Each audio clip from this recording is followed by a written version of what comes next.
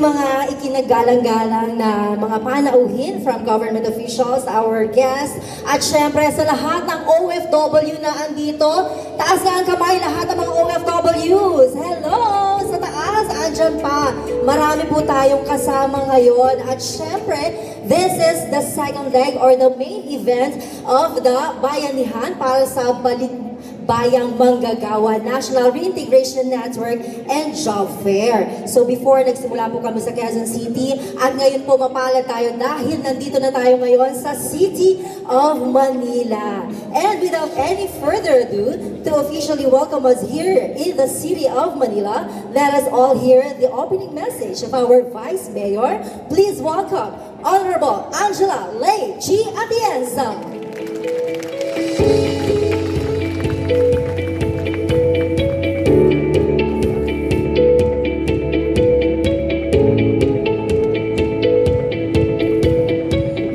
Magandang umaga po sa inyo lahat. Kamusta po kayo? Well, spoiled na spoiled kayo dito sa Maynila palagi. But nevertheless, this effort in collaboration with the national government, maraming salamat po. You know, I'm really here to, usually ang trabaho ko po dito ay introduce ang isang tao na alam kong kilala niya na. But for me, ang sinishare ko sa inyo is what I see behind the man because literally and figuratively, lagi akong nasa likod lang ng ating alkalde. Alam niyo, importante po para sa ating alkalde na kahit saan man kayong bansa mapunta, ang gusto niya pagpunta niyo sa Maynila, may equal opportunities for you to be able to stand up again. And with this, alam niyo, nakita ko, nung bata pa si Yorme, siya isang bata na naghanap ng oportunidad para sa kanyang sarili na may taguyod ng kanyang mga pamilya. But in this administration, under his leadership, ang gusto niya is to actually give equal opportunities to everyone, especially the Manileños. So hindi ko nahahabaan ito at ibibigay ko na ang mikropono sa isang tao na pinagmamalaki ng Maynila dahil na sa amin si Yorme Isko Moreno Dumagoso.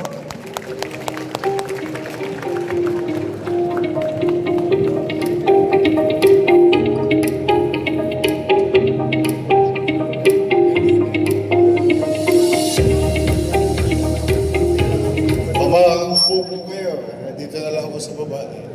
Mangangawit ang leg ninyo. Good morning! Welcome to Manila for those people who are not from Manila. But to those people who are from Manila, I keep coming back to Manila. Sabi nga ng isang awit. Pero bago ko magsimula, gusto ko lang batiin itong mga mahalagang tao. Kung bakit tayo nagsasama-sama ngayong araw na ito. In our own little way as city government to recognize the following with their effort, collective effort ng iba't ibang ahensya ng national government and GOCC and uniformed personnel and City of Manila. To, of course, nakita nyo na yung Vice Mayor ko, may asim pa.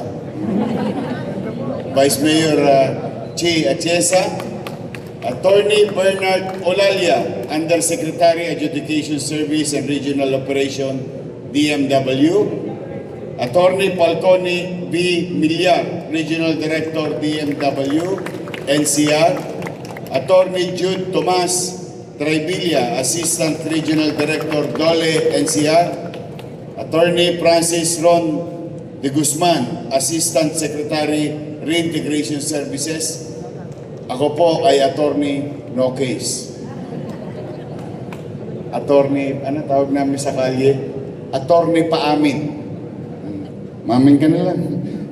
Bababahan natin si sentensya. Miss Ana Lisa Estrada, Head Program Services Division, OWA, NCR. Lieutenant Commander Louis Villanueva, Philippine Navy. Miss Maria Teresa C. Sanz, Assistant Regional Director, DMW, NCR. Mr. Bienvenido B. Barbosa Jr., Assistant Director for Operation, DSWD, NCR. Ganda ng building ninyo. Nakita mo na ba? Durug na yung luma. I used to serve the entire country under DSWD as Undersecretary. And I used to office in your office in Mindiola area. Ngayon ginagawa na yung bagong opisina ninyo. Gaganda na.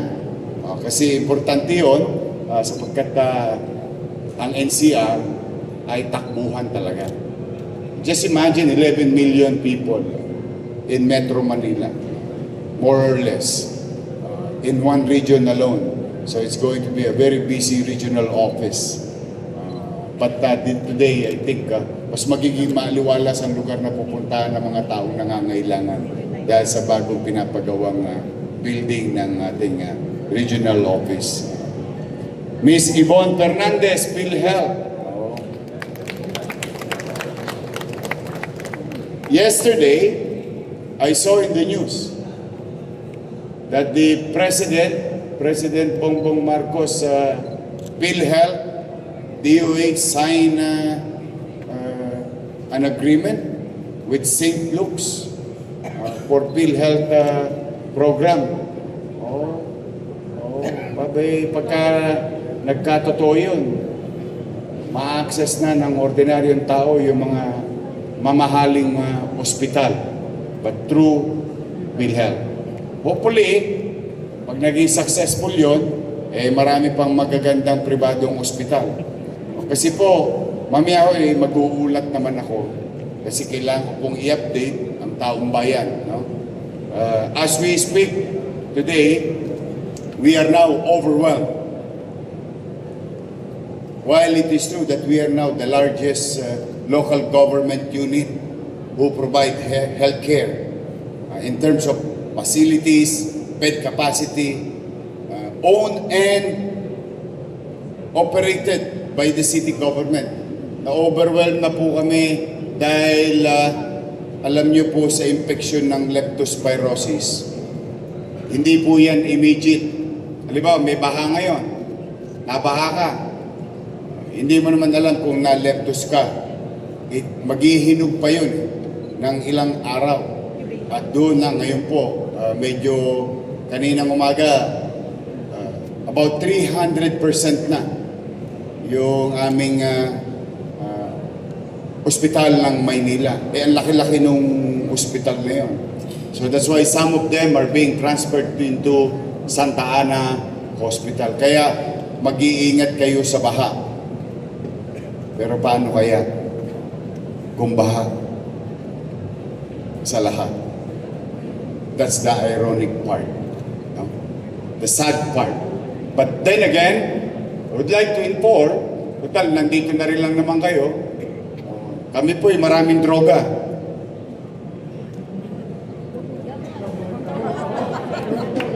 Hindi, ano ba English ng, ano ba ang Tagalog ng medicine? Gamot. Parang allergic kayo sa droga. No, marami kaming gamot na maaaring makadagdag ng proteksyon sa inyo. It's available in our 44 health centers and to our 7 hospitals. Ang pangalan po nito ay doxycycline. This can be utilized by any John Does and Mary. Mahirap, middle class, mayaman. Manila man o non-Manilans na pumupunta sa Maynila. Kunin nyo po doon, wala kayong tosgas for your added protection. So, available po yan. Kaya mag-iingat kayo, kaya napakalaga ng ginagawa ng PhilHealth. Sana mas marami pa silang mayakap dahil talagang ang hirap magkasakit. Do Mr. Hiroshi Umeda, yung aming peso manager. Ayan. Nangangayayat na po yan. Partida pa. Anyway, again, good morning.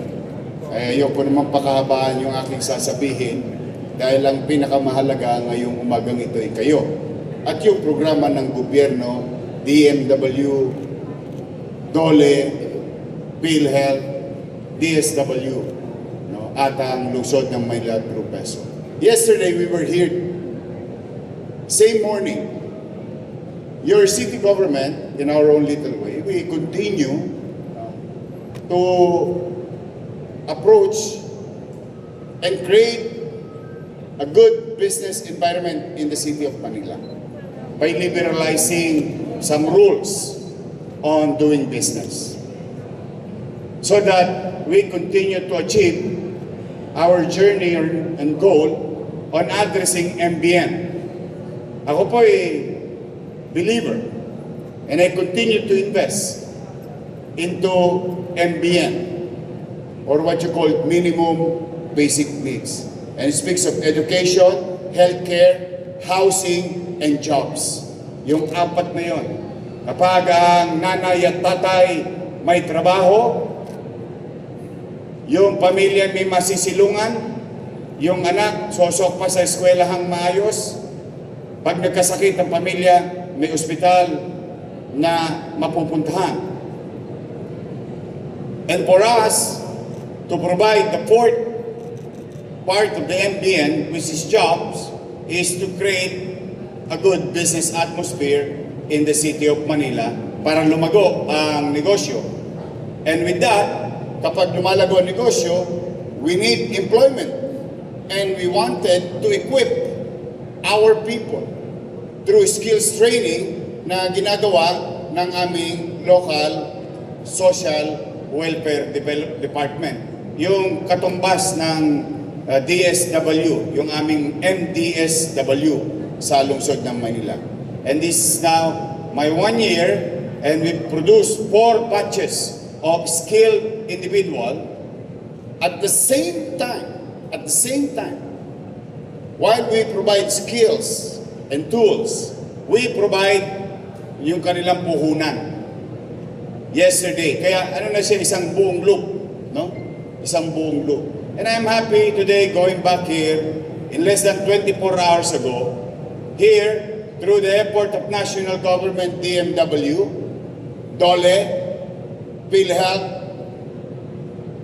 at DSW, may mga kababayan akong bumalik sa lungsod ng Maynila at yung mga bisita namin na non-Manilans na mabibigyan ng pagkakataon na maitulak ulit ng konti upang makabangon at manormalize ang pamumuhay sa pagiging balikbayan sa ating bansa. So thank you to our partners in the national government. Meron ba dito mga seaman? May nagseaman, isa. May dalawa. Shout out sa mga nagseaman. Ako po, muntik maging OFW. Eh, alam nyo, sino ba pagkasikwenta na dito? Ano kayo? Puro trentahe? Ito siguro yung pagkasikwenta makaka-relate. Noong dekada 80, siyempre squatter kami sa Mabuhay, no? Sa Tondo. Para umunlad ka, dalawa lang ang pupuntahan mo. Una, pag babae ka, punta ka ng Japan. Mas kilala nung araw, Japayuki. Isang disenteng trabaho, isang disenteng hanap buhay sa Japan. Pag lalaki ka, dalawa lang ang mapupuntahan mo. Mag-Saudi ka, pero kailangan ka magbigote. Kasi pag masyadong makinis sa mukha mo, masi-safeguard ka. Yun ang kwento ng mga antigong Saudi boy eh. Or, magsiman ka. Yan. Eh kami no, siyempre mga batang pier kami. Sulpicio, Gothong, hindi pa WGNA yan. William Gothong, tapos Abuitis, Sweet Lines, Solid Lines, and so on and so on. So araw-araw, nasa pier kami. Nasa barko kami. Maagat kami sa Andamyo. Tapos pupunta kami sa... itatay ko kasi seaman eh. Ewan ko kung alam niyo pa yung kumpanya maritima nung araw. Kung may man nakakaalala pa sa inyo. Pero kami lahat halos taga-pier. Kasi dinidiskartehan namin pag dumarating na yung Sulpicio kasi passenger ship. Eh sa passenger ship, doon sa Teheras, nandun yung mga bote ng merinda. 7 up. Yeah. Sayang yun. May antisipo yun eh. Nabebede, may 5. So binabato namin yun sa dagat. Tapos yung partner ko na sa dagat, sasaluhin yun. Dahil di naman lulubog yun eh. Tapos yung bote na yun, ibabato naman sa pantalan. Triangular yun eh. Mga bata kami noon. Konting hanap buhay. So we were very exposed to shipping. That's why, sabi ko, paglaki ko, gusto ko maging kapitan ng barko. Totoo po yun talaga hanggang ngayon. Yun po ang kwento. Gusto ko maging kapitan ng barko. Dahil ang napansin ko, yung mga kapitbahay ko, dati, barong-barong. Noong nagsiman, naging bato. Tapos may angkla, yung labas ng bahay. Marking. Sabi ko, seaman. Kaya gusto ko maging seaman. And the only way to do it is mag-aral ako. Kaya nung matapos ako nung high school, noong 1992, wala naman kaming tsape. Hindi naman ako kayang papag-aralin ng nanay ko. Basta ang importante sa kanya, tapos na ako ng high school. Finish or not finish, pass your paper. Hanggang doon lang ang pangarap niya sa akin. Dahil sabi niya, ewan ko kung nasabi rin sa inyo ito ng nanay niyo, pag ikaw graduate ng high school, hindi ka na magbabasa ng diaryong papaligtad. But I didn't want that. Ayaw ko yun. Kasi gusto ko maging kapitan ng barko. Kaya pagka-graduate ko ng Marso, simula Marso hanggang Setyembre, hindi ako nag-enroll. Full-time sidecar boy. Kasi nung elementary ako, basurero ako, nung high school ako, promote ko sarili ko, naging sidecar boy na ako. Pero nagsa-sidecar boy ako, sok pa sa eskwela, sa umaga hanggang alas 3, tapos alas 3, diskarte na sa 1 luna, o what you call 1 luna atras, Lakandula. Yun ang biyahe namin. Now, having said that, nung graduate na ako sa Tondo High School or Ateneo de Tondo, bakit? Kailan ba may Ateneo? May Ateneo rin kami sa Tondo. Then, nakaipon ako. Lahat ng ipon ko, piyay-piyay kami ng nanay ko, kalahati sa kanya, kalahati sa akin. Yun ang pinang-enroll ko sa PMI. October. So, nakapag-enroll ako, awa naman ng Diyos. Alam niyo ba yung PMI? Para lang malapit sa ilog. Doon sa may Santa Cruz. PMI. God intervened, 1993, January, namatay yung kapitbahay ko, si Aling Nita. So malangit nawa ang kanyang kaluluwa. Nung siya'y namatay, siyempre, alam mo naman, pagka may tsape yung patay, may sangkis. Yung orange juice na sa glass. Yung 1-2 sawa. Tapos, siyempre, merong rino. Kasi pag mahirap, yung biskuit na sa lata, yung lagayan ng bigas, yung pag nahamugan, malapsana. Ay siyempre, pag medyo may tsape, dinadayo, nakikiramay ka. Sayang naman yung chicha. Then, that night, God intervened. Na-discover ako mag-artista. Hindi ko makalain pang-artista. Then, the rest is history. Kaya, muntik ako maging OFW. Dahil gusto ko talaga maging seaman. Yung ibang kapabata ko, naging seaman din. Si Mandurukot, do sa Artil. Yung iba naman, totoong naging seaman. In fact, yung isang kaklase ko, si Jomel Andrada, one time nagkatabi kami sa aeroplano. So when I was doing the peace talk in Netherlands, pauwi, nagkita kami sa aeroplano, nagkatabi kami. Social yun na. Kapitan siya ng barko ngayon. So I'm happy. Si Francisco Garado, mga kaklase ko yun na nagtagumpay sa pagigising. Bakit ko yung kinikwento? Hindi nga ako nakapagsiman, nag-show naman ako sa Japan. Kalakasan noon, mga 95, 96. Yung kakanta ka lang, lip-sync, wala ko kung ano eh. Ano tawag yun? Ganda lang ang puhunan. But abilidad, so I stayed in Japan, 2-week show, 1-month show. Ang hirap palang mag-OFW. Mabuburyong ka talaga. Kami magpatrabaho namin ha. Akit ka lang sa tablado. Kumbawa. Tapos kanta-kanta. May choppy na, naka-chopstick pa.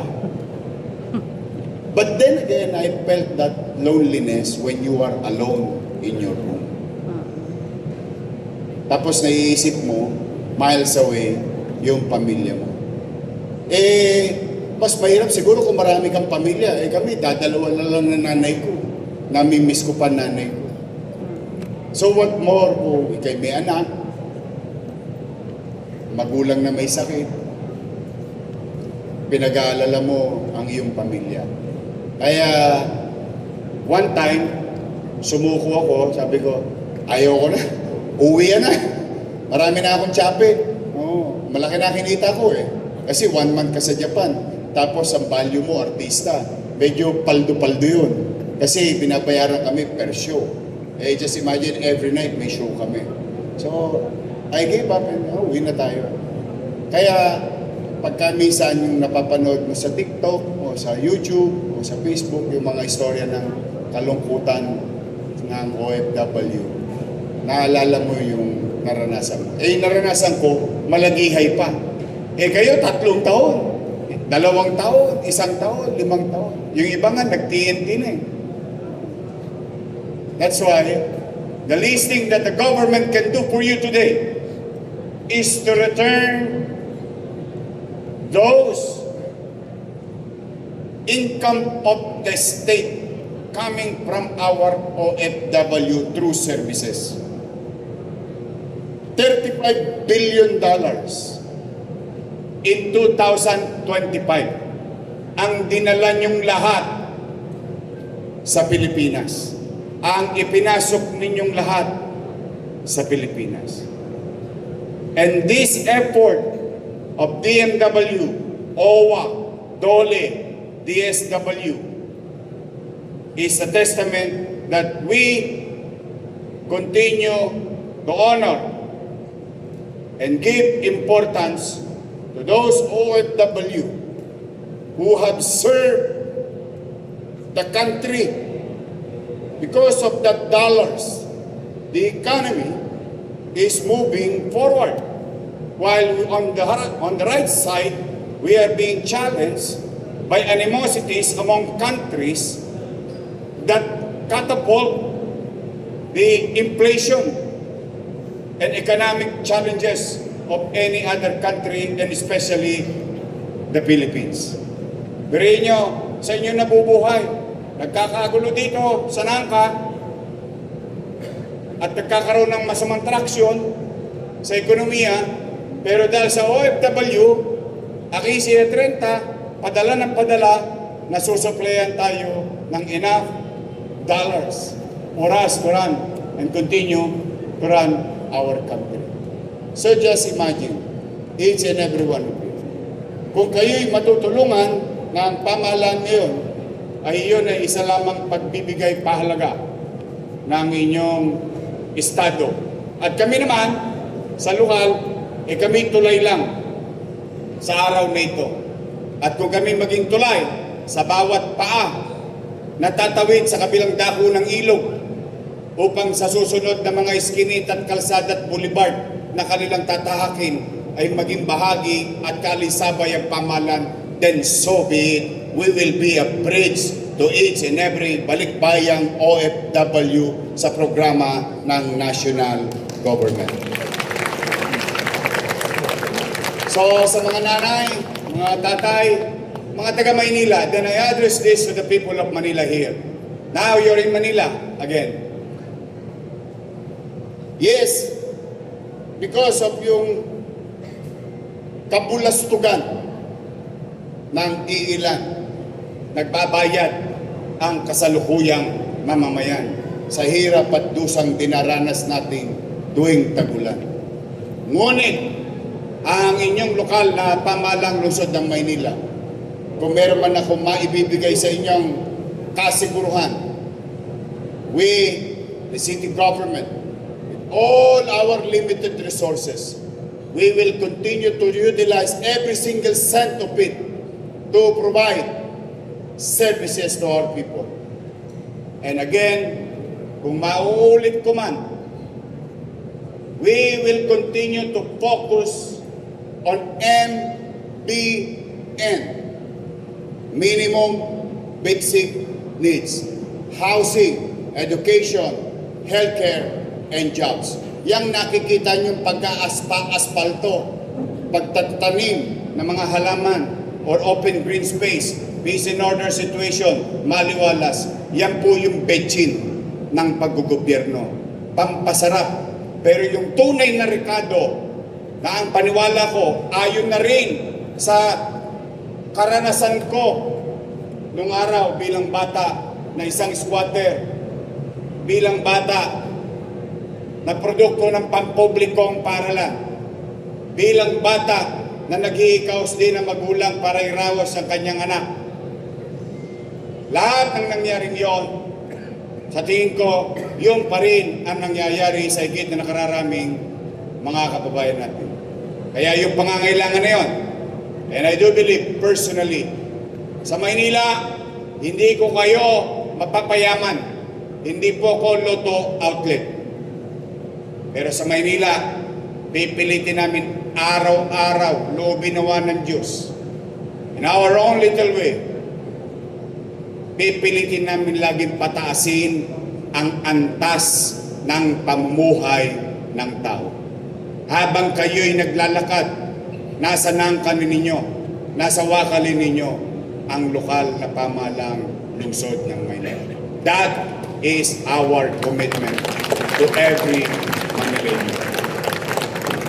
Yun man lamang, doon ay maging bahagi kami ng kaluwagan, ng kagaangan at maramdaman ninyo na kahit kami gobyerno ng lungsod ng Maynila hindi perpekto, pero at the very least, tiyak, pumunta na kayo kay Cebuana Lulier, isang lanyo na ito. Sigurado kami sa aming sarili, may gobyerno sa lungsod ng Maynila. So muli, to everyone here, welcome po kayo sa lungsod ng Maynila. And I wish, in the next chapter, the next day, the next week, the next months of your lives, may God continue to guide and bless each and every one of you. Keep you safe, and I hope lahat ng pangarap ninyo'y matupad pa kahit na nangangalahati na tayo sa ating journey. Maraming salamat. Pagpalain nawa kayo ng kong may kapal. Manila, God first. Thank you. Minsan, palapakan po natin, Yorme, Mayor Isko Moreno Dumagoso. Yes, maraming salamat, Mayor, for that very inspiring, motivating, and engaging message. Talaga namang sa tuwing nakikita talaga natin ang Maynila.